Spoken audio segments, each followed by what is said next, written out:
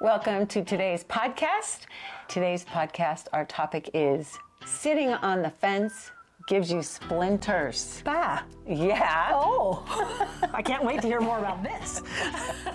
So welcome to the Shift Happens podcast about navigating the lighter side of life's challenges. I'm Robin McIntire, certified life and transitions coach. And I'm Monique Eckes, a question asker.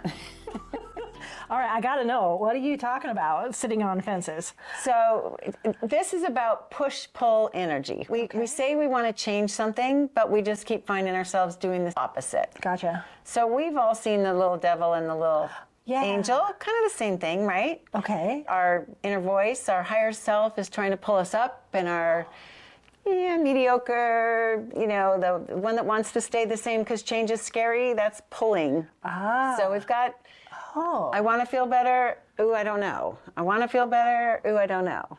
Oh, and so how does that relate to sitting on a fence? So indecisiveness. Oh. Yeah, so you're sitting on the fence, you're like, I kind of want to go over here and I kind of want to go over there. I want to stay up here, I want to go back down and deal with this. Oh. So sitting on the fence is really about being indecisive. Okay. The splinters can represent, it feels prickly when we do this. Oh. Right? It's a little bit emotional, push-pull. It takes a lot of extra energy to sit on the fence. I can see that. And then the energy that we feel, where we, again, feel guilty because we're not doing what we say we want to do. We're out of alignment. So an example. Do you have an example of this? Yes. I have a lot of my own examples. Okay. I always tell you I'll go first. So when I was deciding after COVID, said, wow, this wine thing, it was almost wine. I mean, wine was my favorite. I did some flavored vodkas every once in a while. Wine for me was starting to feel like my boundaries are starting to change. I'm socially drinking and it's fine. And here's where I feel like, after COVID, everybody's doing this. Oh, okay. Okay, so just where I personally felt like I am drinking more wine than I feel like is okay for who I am and what I want to be doing. Okay. So I was on the fence. Oh, okay. And here's what happened. So I didn't have a big episode. I didn't have a big story. I didn't have really solid good reasons other than I was getting the tap on the shoulder. Oh. Stay away from the black hole. Okay. Right? So that's one thing I think the eating disorder for is that I learned a long, long time ago that I don't want to get into something I can't get out of. Ah, okay. And you were starting to feel like that. Yeah, the wine was, it was like, it's okay. Everybody's doing it. It's socially acceptable. Yeah. My friends, my husband, my kids are like, Mom, you're fine. Robin, what's the big deal? So my why didn't make sense to most everybody else. They're like, what's the problem? Okay. So, but I was on the fence because I did feel like, wow, I'm more tired the next day. It didn't have to be a lot of wine. It was the frequency. There were times there was more wine. Okay. I'm not going to lie. I feel you. But it wasn't, I wanted to avoid a rock bottom anything. That's kind of my rule, and that's why I love talking about habits and staying ahead of them, is because when they get bad, there's just more crap to deal with. So sitting on the fence, I just kept going back to what everybody else was saying. You're fine. It's okay. Everybody's doing it. And that was my back and forth. So it's a back and forth, like you're saying, a push and a pull. Yeah, push and pull. And maybe you're not even ready. Is that what you're saying too? Yes. Being on the fence is that's a great lead-in, because that's the truth. You're sitting up there going, well, I'm tolerating. Okay, it is tolerating. I'm tolerating my behavior because it's not that bad. My life is still really good. I haven't had, there are those things, justifications that come up. Well, I'm fine. Everything's fine. But I don't feel as good as what I want to. So it's a settling. You're settling, but you're not really being who you want to be. Kind of with this push and pull, and we're envisioning this fence, and how I hear it in my head is just get off the fence and do it. But you're not really saying that. No. And I'll probably get some pushback from it. And here's why. I mean, there's something to be said about that, because it's still about this, like, right? Like, get off the fence and do it. Yeah. I'm saying get off the fence and either own it that you don't want to change it, or get curious and start moving in that direction. Okay. But don't let yourself just stay there. Yeah. So you're not jumping from the fence into the thing you said you want to do. You're just simply getting off the fence. Right. Right. Oh. It's out of that push-pull energy. And here's an example. With my wine, I finally stopped saying, well, I should. That's your key word, by the way. Oh, okay. I should do this or I shouldn't do that. The shoulds will be, they make it really obvious. Okay. If you're saying a lot of that, a lot of people do, they say they feel like they should lose weight, but it's really not because they want to or they're ready to, it's because they think they should. Okay. So that's a good check-in. They're shitting all over themselves? Yeah, they're shitting all over themselves. It's true. Yeah. It's true. So, okay. And that, again, that's all about creating energy that's heavy.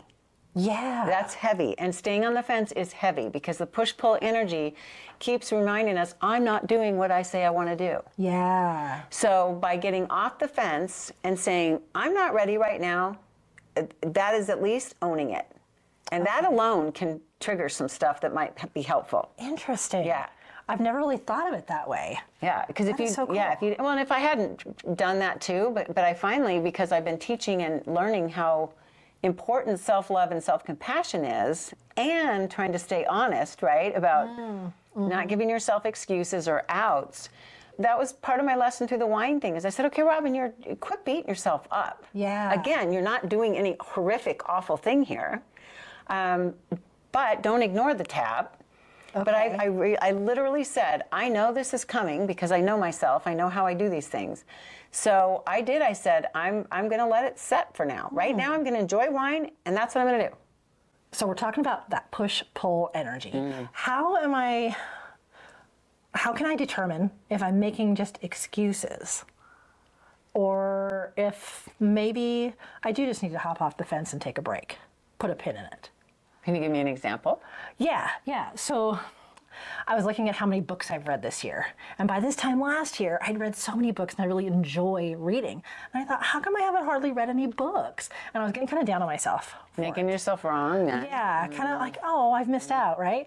But then I kind of looked at the situation, like, was I making excuses? Or could I just not read right now? Yeah, which is a great question. I mean, that's such a great thing to step back and look at it, right? You're back here and you're going, what was going on out here? So I think we know.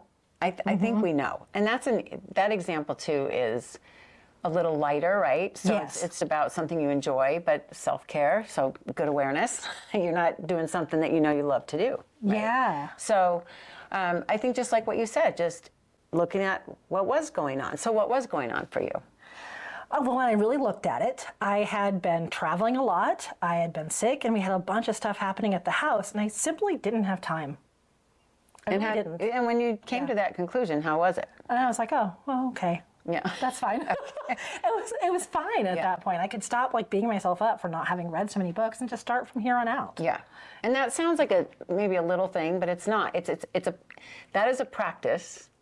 That's the practice we're talking about, with just looking at things, with trying to look at the facts, trying to just observe and get curious about what's happening. If you don't like what's happening, stop and pause and look at it. Yeah. So, and what I like you said too is you can just start reading. You don't have to go back and say, well, how many books did I not read? Yeah. And we don't have to do the drama piece. Right. We can just go, hey, today's Tuesday and I have time today, so guess what? I can read.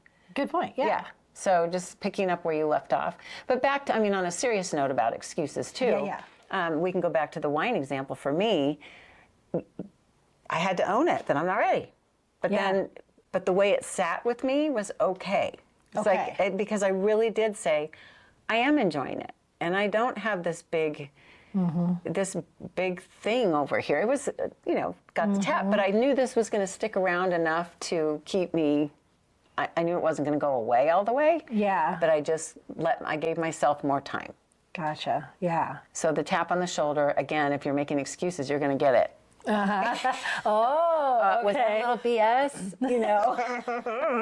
So I do think if we're aware and we really want to work on things, that we're just going to pay attention to that.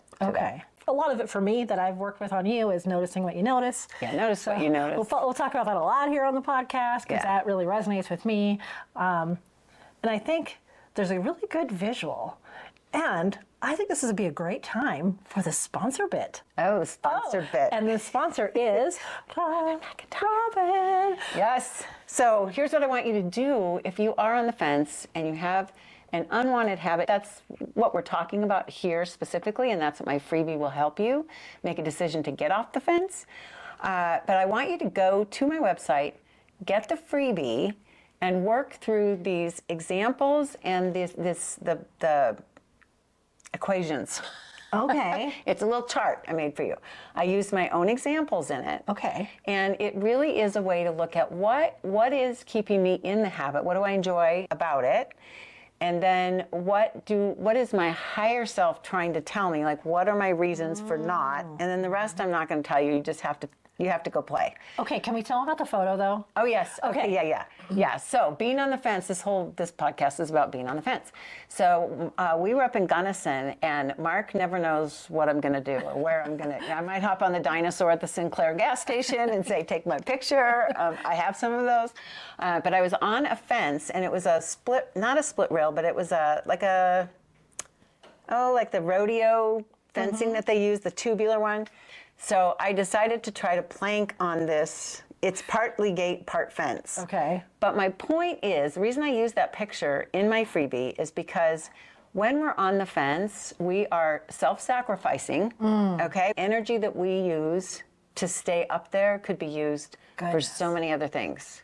Yeah. Yes. And it's harmful because of the way we do beat ourselves up when we stay on the fence. Yeah. So I have a really good plank going on that fence. Yeah. So you definitely want to go to the website and check that out. All right, Robin. Yes. If we were to kind of do your famous one-liners and round out this topic of sitting on the fence gives you splinters, what could you leave us with today? I would say get out of the emotional tug of war. That's another visual I can give, because what I see is it's like our higher self has got the rope, right? And they're trying to pull us up so that life can be as good as we can make it, right? Yeah. And then we're at the other end of the rope kind of digging our heels in with resistance. Yeah. So the more resistance you feel, the more I believe we need to look at whatever's going on. I really do, because there's like the devil and the angel, and the devil conversation going on. Yeah. I don't like to ever say good or bad though, because tug of war. Yeah, the tug of war. Okay. It is an emotional tug of war, and who wants to do that? That's a lot of energy going out the window. Yeah. Yeah. And that comes back to, again, the freebie, like we talked about in the sponsor bit, because what's the freebie going to do for us?